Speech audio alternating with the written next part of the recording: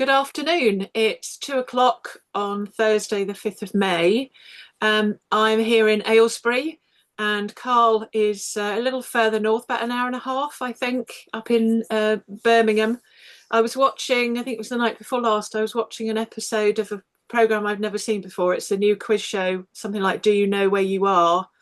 Yeah. With I can't remember his name now. He did Family Fortunes, done a few things, a radio DJ.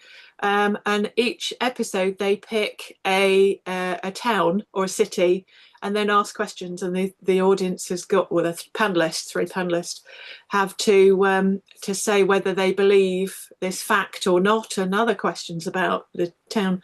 And it was Dudley, which is not far away. I understand it's a suburb of Birmingham. Yes, it is. Yeah, it's kind of it borders on Black Country, Oh, and right. wait whether it's actually Black Country or Birmingham. And I can Okay. say the fact that I'm in Dudley at the moment at my girlfriend's How are house. you? How funny. They won't hear of anything but it being Black Country, not Birmingham. Right. No, no, they're it's a bit like, I suppose, calling an Australian, a New Zealander Australian, and a Canadian American, something, Yeah. a smaller version of that. Anyway, we're not here to talk about geography, which is just as well because it's one of my poorest subjects. We're here to talk about you and your book. So I'm delighted to welcome Karl W Newton, who is a thriller writer. And we will talk about other things that you've written to date, but this is the book I know you're concentrating on at the moment, called Bobby. But we will go back, as we always do, to the beginning of your writing. I was going to say career, but if you can, whether you can remember the first thing you wrote, whether it's at school or work or something that you were particularly fond of back in So the day. I was massively into writing as a kid, and I was always writing sort of short stories and stuff at school, Yeah. and I've seen old school reports where I was praised a lot for kind of short stories that I did. One particular one I remember was writing a poem for, I think it was Cadbury's The Chocolate Factory. They did All a right. kids poetry competition, Yeah. and the best poems they published in a short book, and I remember writing a poem for that. I can't remember what it was about, but No. making the book and being quite chuffed. So Oh, because they're yeah, not far away, are they? They're Bourneville, which I know is that sort of area. yeah, it's not too far away. Yeah. I was in South Birmingham, yeah. Okay. I won't take this opportunity to say then that I prefer Galaxy to Cadbury, but I never say no. I used Yeah. to work for a chocolate in a chocolate company actually, and I was one of the slimmest people there because I wasn't that fussed about chocolate. I like it every now and then. Um, but there we go. Oh, how lovely. So have you written short stories? We will talk about, the genres and so on, but have you written short stories since then? I wrote one at an adult college that actually was then the premise for my first novel because Ah, I liked the story enough that I expanded it into a full novel piece of work. okay. Uh, and I kind of haven't really done much in terms of short stories as an adult, but Mm. interestingly enough, I'm in the middle of submitting a short story at the moment for the author collective that I'm part of. They're putting an anthology together. Right. Is that New Street Authors? Yeah, and Yeah. I've actually written a short story for that anthology. So Oh, fantastic. Oh. yeah. It's funny, and you say that the short story became the premise for your first novel because where are we? O. Henry there is the first in a series of five so far. I've got another one coming out, Dog Detective, and that started off as just a scene where there's a lady called Julie Duffy who lives in America, and every May she puts a different prompt up every day of May, and then you just write whatever you want from it, just for fun. And one of the prompts was a cartoon of a mat. I remember the mat being round with lots of different colours, and there was a dog and a cat toy with its ear chewed off. And then I just wrote from the point of view of the dog, sort of saying, "Well, you gave it to me. You can't tell me off if I pull the toy apart." And that ended up becoming so far a 5/6 book series. So you never know. One of the I've just set up a new part of Self Pub Fest called the TNT panels. So there'll be Tuesdays and Thursdays, and also include authors who have been traditionally published and those in the trade, so cover designers, illustrators, and so on and so forth. And so one of the topics is how long is the story, talking about the different lengths of what makes a short story versus a novel and so on. So very good. So roll on. So you went to college, school, college. When did you first start taking writing seriously? Relatively recently, in 2024, I turned 40. Okay. And I kind of decided that I wanted to do a load of things that I've always meant to do, but Yeah. procrastinated on, or life got in the way. And Right. one of them was writing a novel. And kind of once I wrote that first one, there's been no stopping me since. So Brilliant. yeah, And do you write often? Do you try to write every day? yeah, I try to write every day. Sometimes it's not possible, it's not there. Mm. But yeah, I try to write mostly, but I call myself a binge writer because I can kind of have days on end where I don't write anything, and then when I do get round to writing, it'll be several thousand words in one day Wow. over a few days. So I'm a bit of a binge writer. Right. So what are you longhand, computer, phone, laptop, Computer. computer? Yeah, I find that much quicker. Well, with the novels certainly, but I also write poetry, and that Mm. can tend to be notes in my phone when I'm observing things as I'm going about my daily life, and then Yeah, pulling them onto the computer and finishing them on there. right. Because you have published a collection of poetry. Yeah, I've And published two, put yeah, an annual collection out. So yeah, and a story for children as well. How did that come about? A book for uh, children. basically, I wrote that for my one nephew. Oh, It's literally for him. He loves sharks and dinosaurs, so right. I penned a little book with him in mind and dedicated it to him at the start of the book and gave Oh, him a lovely. to him, and it was lovely. Yeah. So if anybody buys it, that's a bonus. If anyone else buys it, that's a bonus. Absolutely. Brilliant. Brilliant. So when you finished a project, say you finished the first draft of your first novel, who's the first person to see it once it's finished? I tend to be very guarded, so it normally tends to be my beta reader, Hmm. um, who's a bibliophobe and is meticulous in telling me when it's not good enough, Always or handy. changing or telling me when it's really good. But my girlfriend sees segments sometimes. Like we'll get together of an evening and she'll say, "Have you done much writing today?" And if I'm excited about a section I've wrote, I'll make her read it and she'll kind of Yeah, give me feedback. But the full finished product's my beta reader. sure. And how did your cover? You've got a copy of your book there, the latest Yes, one, Bobby. So who did you find to design your cover? I did it myself because I'm not too bad on Photoshop. Okay. Yeah. So got a few elements together using AI art from the description of the lad Bobby, and then I kind of just used Photoshop then to fully design it, and then I've got like a graphic designer friend who does a bit of a his own version of a beta read for the cover art, and Right. he gives me pointers and advice, and Yeah. between we come up with a finished product. Always handy to have handy people. Absolutely. Yes. So when your books are finished, because this hasn't been out very long, has it, Bobby? It came out on the 29th of Jan. Okay, yes, not very long. So how are you finding the marketing?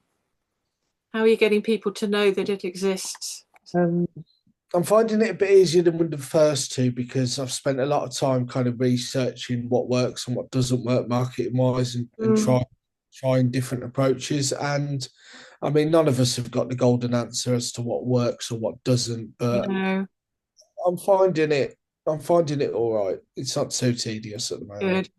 good. Are you on everywhere on social media, or do you just sort of aim for specific platforms? So before with the first two books, I was everywhere, and I found it just too much to juggle. So Yeah. this time I've decided to do one social media and do it well, and that social media is Instagram. Okay. So Yes. The yeah, a lot of my work is on Instagram. right. And so what kind of pictures? Because Instagram's very picture orientated, isn't it? More video reels than pictures Okay. now. But Yeah. yeah, I'm just there's various promo pictures that I've created, and Oh, I do a lot of video content, and I make it a lot about me as an author and my author journey and yeah. insight, as well Yeah. as in the book. Yeah. No, that's very wise because that's part of the reason for doing these spotlights is because it's more about I belong to about 600, 500 and something Facebook book related groups. And you find there are so many, and you kind of think, well, if there are say 30,000 people in the group, that 30,000 people are going to see your post. But that's not the case at all. You put your post up and you refresh literally 5 minutes later, and it's already bottom of the page and drops off for somebody else. So there are just too many people, um, either with new books, which is great, or books that have been out for a little while, and I think this is just too saturated. Whereas the whole point of author spotlights and you talking about your author journey in your reels um, gets to show readers that you are a person and that you've written something you believe in, and then you're forming that sort of bond with them as a person rather than a just I have a book, please go and buy my book. Yeah, it can be very off-putting when people do that. So it's about Yeah, sharing a bit more content as well as just asking people to buy constantly. yeah. So can you read your the back blurb for us? Okay, so he was the golden boy of pop, but solo success promised Bobby something real, a chance to honour his gritty Birmingham roots and build a life anchored by love and fatherhood. He finally had it all, right up until a single brutal tragedy ripped his carefully constructed world to shreds. Unprepared for the silence and the pain, Bobby seeks refuge in oblivion, free falling into the depths of addiction, arrest, and the cold reality of a prison cell. Released sober but shattered, Bobby is a raw nerve fighting to stay upright in a world that thrives on his failure. Every public appearance is a battle, every quiet moment a whisper of relapse. Then an unidentified stranger steps out of the shadows. They don't offer help, they offer an unimaginable escape, a total erasure of the man he's become, promising peace at a price Bobby can't yet comprehend. Bobby is a heart pounding suspense novel that peels back the celebrity curtain to reveal a man fighting for his soul. To escape his past, he might have to lose his future. What secret does the stranger hold, and will Bobby risk everything for a clean slate? Wow. And did you find it easier setting it in Birmingham because you know that area? Definitely, yeah, you write Yeah, what you know about. absolutely. Bobby was brought up on the street where I was brought up. He went to the schools that I went to, Right. and yeah, there's a lot of local landmarks and stuff in Yeah. the Because obviously Birmingham has become more focused recently because of Ozzy Osbourne. absolutely, So yeah. that certainly wouldn't hurt No, your book having something he there. gets in the book as well. Oh, does he? Because Yeah, obviously it's music related. yeah, because Yeah. Bobby starts in a manufactured pop boy band, but then he goes solo, Okay. and he wants to give nod to the Birmingham heavy metal heritage of like Sabbath and Ozzy Osbourne and Judas Yeah. Priest and ELO, and yeah, it's kind of mentioned in the book. Yeah, Right. So how did you come up with it? Can you remember how you came up with the original idea? yeah. So it was mainly because I heard of the death of Liam Payne, Right. formerly of One Direction, Yeah. and the troubled 48 hours beforehand. And then it got Yeah. me thinking about The greater conspiracy theories that there's always been around the likes of Elvis Presley or Michael Jackson about did they fake their death Right. to quiet life and escape the fame game, and then the Yeah. idea stemmed from there, really. Yeah. Because it does sound like there's packed with. I know you've got to be gripping in a blurb, but it does sound like there's plenty of conflict in it in the Yeah, book. there's plenty of drama. Yeah, Is this going to be a standalone, or will you have more? I have left it open for a sequel if the demand's there. Hmm. Uh, but it's not going to be my next project. So I'm going to let it breathe for a bit. And then if enough readers say, are you going to follow up on the open ending? Then I will write a Yeah. sequel. I'm the same. Well, I thought with this one at the top, there's two in one there, that after Jessica, that it was kind of left with a neat ending. But I have had some readers emailing me, which is always lovely, saying what happened, loved it, what happens next. But there is a character in that one I'd like to write a story from his point of view. He's a bit of a rogue. And there's one scene where he goes into the main character's house, and can't find what he's there for. And so he goes into the kitchen and the sink's dry, and he gets a book from the lounge and puts the book open in the sink and then leaves. So the only evidence that someone's been there is this book in the sink. And I had great fun with him. So I think I'd bring him out and do something else with him. Yeah. So, are there any characters in there you kind of who are minor characters you think, oh, actually, I had good fun with them. I might bring them into something else? Um, Not really, no, because Bobby's kind of the main protagonist and Yeah, the main storyline. The others are just bit part players. right. So I can't imagine a world where they'd be expanded upon. No, no. So, what are you working? You say it's not your next project. What are you working on now? So I've started writing a mystery whodunit. Okay. It's kind of modern and dark and gritty. So it's a Mhm. bit twist on the kind of. It's certainly not a cozy mystery, put it that way. Right, So right. yeah, it's going to be quite interesting to write. I'm about 12,000 words in on that at the moment. Okay. And do you think that might be a one-off, or maybe lead on to something else? I'm thinking if I can add enough character depth to the inspector, I might do a very typical sort of detective series, like a lot of people generally tend to do. Yeah, They tend, and I've got a few other settings where he could be investigating in mind in the future. So right. yeah, possibly. Yeah. And is that set around Birmingham as well? Do you think your No, one? set around Baker Street Station in London. Okay. Yeah. Yeah. Oh, everybody loves books in London. A classic Yeah. location for whodunit, Baker Street in London. Yeah. Absolutely. Oh, it sounds fascinating. So what do you do when you're not writing? What do you do? What are your interests? I like listening to music. Mm. Um, I like spending time with my girlfriend or my family. I've got seven nieces and nephews, so Wow.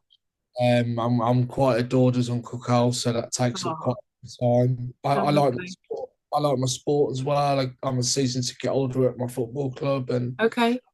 Do you yeah, play? no, Right. not since I was younger, and I wasn't very good then either. All So right. No, me too. I'm not a sports fan. It's funny, every now and then Amazon comes up with things, oh, we think you'd like this. And last night it was sports supporters equipment, oh, whatever that may, scarves or something. And I just thought, I turned to Tim, my husband, and I said, Amazon doesn't actually know me very well. A, I don't buy sports stuff, but B, I certainly don't support sports teams and things. But he's an avid is cricket, rugby, and Formula One. Those are oh, his three. So I get to come up to my office when he's watching, when he's shouting at the TV, when England's not doing so well, or yeah, somebody's the commentator gets it wrong usually in Formula One. yeah. That's brilliant. So tell us more about New Street Authors, because I know they're important. Yeah, Luke authors are a collective of authors, many of who you featured and have been on panels for Yeah. yourself. Yes. I actually I credit them with inspiring me to finally write a novel, actually, because they did spots on a local jazz festival that's quite renowned in Birmingham and Dudley at Sandwell. And I was the official photographer for the jazz festival for a couple of years, and I saw them in action doing readings, and Mm, I was like, oh, I want a bit of that. And I've always thought I've got a novel in me, so I went yeah, away and wrote it and got in touch with the wonderful Lee Benson and said, yes. I've written a story. Can I be on your radio show? And can I Mm, join New Street Authors? And mm, the rest is history. We meet once a week, and we have guest speakers. We do workshops for each other, right. um, shares we call them. And yeah, they're a good collective of. Mm, We're an eclectic set of writers. We've got a little bit of everything genre wise and right. format wise, and yeah, it's a good environment in terms of peers. Mm. Because Yeah. the thing is that writing is a very solitary profession when you're there on your own. I mean, it's wonderful because you have characters to keep you company.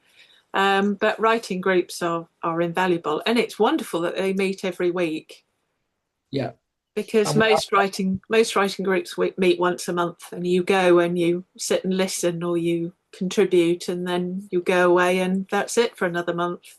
we also have afternoon Zoom sessions from time to time as well, which we call Mm, ride-alongs. So, we'll log on, we'll say hello, we'll say what we're working on, and then we'll turn off the camera and audio, check in after an hour, right, go brilliant. back to some more writing, and then check in at the end. Yeah, And sometimes these are brainstorming sessions as well. Like I've logged on before and I've said, I've got to make this happen in this next chapter, but I'm not quite sure how to do it. And we'll throw ideas at each other. And right. yeah, it's really good. Wonderful. No, the writing community is just amazing. I hadn't really appreciated it until really a couple, probably, well, I've been doing this for 20 years, so in the last couple of decades, and then it is brilliant. It's I compare it to learner drivers, or the learner driver world, because we've all started not knowing anything, but knowing that we want to drive, Yeah. and then you would hope that people are going to be nice to you and keep a distance but be respectful of you, and help you in that respect. And 99.9% of writers are helpful, help each other, and we go out of our way to help each other. And I think it's fantastic. You go to events and everybody's so lovely. Yeah, Wonderful. absolutely. Yeah. Well, David Wake has invited me to be the speaker tonight at New Yes, Street Authors, so I look forward to that, and seeing. Will you be there tonight? I'll be there later on. Yeah. Okay, wonderful. Well, I shall get this on YouTube before then, so people can have a look. So that's brilliant. Thank you so much, Okay. and I shall see you later. Yeah, And thank you. we'll be seeing you in Self Pub Fest in the next little while. Yeah, and October in person. Yeah. Absolutely. Yes, no, absolutely. Yes, I need to get putting July and October together. No, Okay. thank you, Carl, for today. Well, thank you for having me. Pleasure You're very speaking. welcome. See you again soon. Bye Okay. bye.